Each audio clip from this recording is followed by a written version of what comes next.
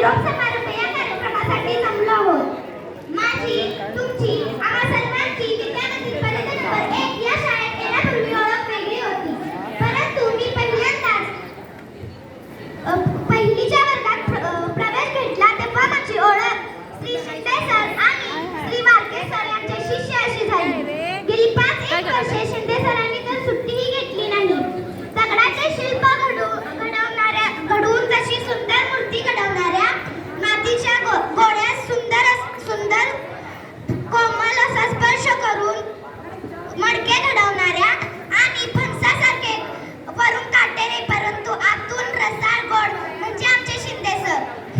सरांचा आज निरोप समारंभ आहे। खरं तर आम्ही सर्वजण खूप भावनिक झालो आहोत। मित्रांनो, कितीही सुखद असली तरी कुठेतरी संपणारी वाट असते, कितीतरी सुखद असली तरी कुठेही संपणारी वाट असते। त्या वाटेबरोबरच जन्मणारी नवी पहाट असते, त्या वाटेबरोबरच जन्मणारी पहाट असते।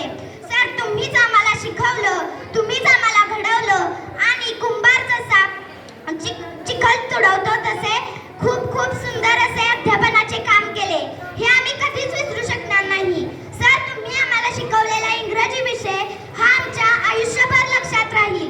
सर, तुम्ही आम्हाला शिकवलं की सांगा कसं जगायचं, कणत कणत की गाणं म्हणत, पेला अर्धा भरला आहे असं सुद्धा म्हणता येतं, पेला अर्धा सरला आहे असं सुद्धा म्हणता येतं, सरलाय म्हणायचं की भरलाय म्हणायचं हे तुमचं तुम्ही ठरवा।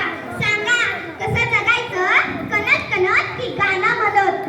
माझी स्वतःची कथाकथन स्पर्धेसाठी तालुकास्तरीयसाठी निवड झाली होती। तसेच माझी स्वतःची कुमार श्रेय अमर पाटील आणि कुमार आदित्य उत्तम नेमाने अशी आम्हा तिघांची प्रश्नमंजुषासाठी तालुकास्तरीय निवड झाली होती। सरांच्या प्रेरणेतून आम्ही प्रथम क्रमांक पटकावला। सर, ती आमच्यासाठी तुमची खूप मोठी शिदोरीच होती। सर, तुमचं शिकवणं, तुमचं ओरडणं आणि तुमचं मायेने कुरवाळणे हे आम्ही कधीच विसरू